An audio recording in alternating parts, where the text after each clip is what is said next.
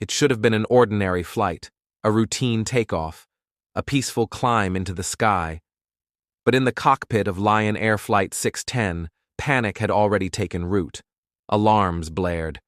The nose of the brand-new Boeing 737 MAX jerked downward, seemingly on its own. The pilots wrestled with the controls, trying to pull the aircraft level. It wasn't working. The ground was getting closer, and within 12 minutes of takeoff, the plane slammed into the Java Sea, killing all 189 souls on board. Inside the cabin, passengers screamed as the aircraft jolted and dropped. Some gripped the armrests with white knuckles. Others clutched loved ones, whispering prayers as the sea surged closer through the windows. There was no time to understand, only terror. No one could make sense of it. How could a state-of-the-art aircraft just fall from the sky? 5 months later, Ethiopian Airlines Flight 302 lifted off from Addis Ababa, climbing into a bright blue morning. Within seconds, it too began to pitch downward, the pilots fighting a force they didn't fully understand. They tried everything, disengaging autopilot, manually trimming the plane, pulling back hard on the yoke. But the aircraft overpowered them. 6 minutes after takeoff, it plummeted into a field at over 500 miles per hour. All 157 passengers and crew were killed on impact. They had less than 6 minutes to live. Many were families, young children, aid workers, tourists just beginning their day. Some messaged loved ones as the plane shook violently. Others cried out as the cabin pitched down again and again, until everything went silent. 2 identical crashes, 2 new planes, one horrifying question: what was Boeing hiding? At the heart of the catastrophe was a piece of software most pilots didn't even know existed. MCAS, the Maneuvering Characteristics Augmentation System.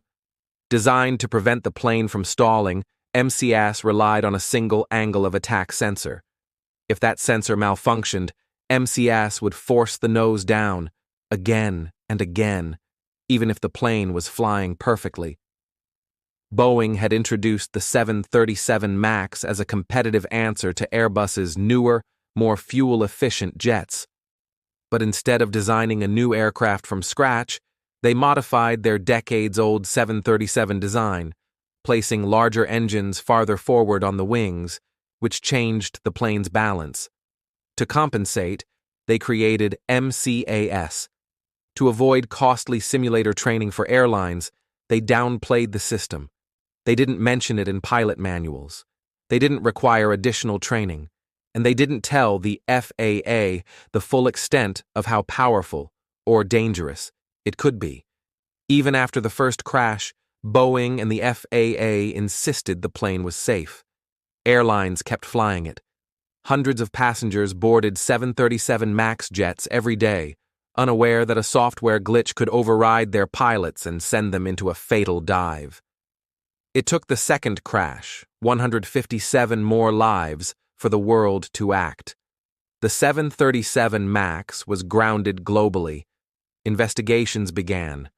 The findings were damning. Boeing had pushed a flawed aircraft to market to compete with Airbus.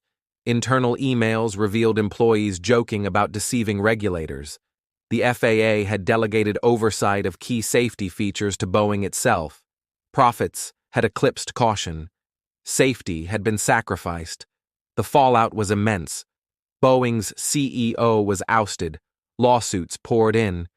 And for the families of the victims, there was only grief. And a chilling truth. Their loved ones had died not in freak accidents, but in a preventable sequence of lies, omissions, and corporate recklessness. Even now, the 737 MAX flies again, rebranded, revised, but still carrying the weight of those 346 lives lost. Thank you for listening to Road to Ruins. Subscribe for more true stories where systems fail and people pay the price.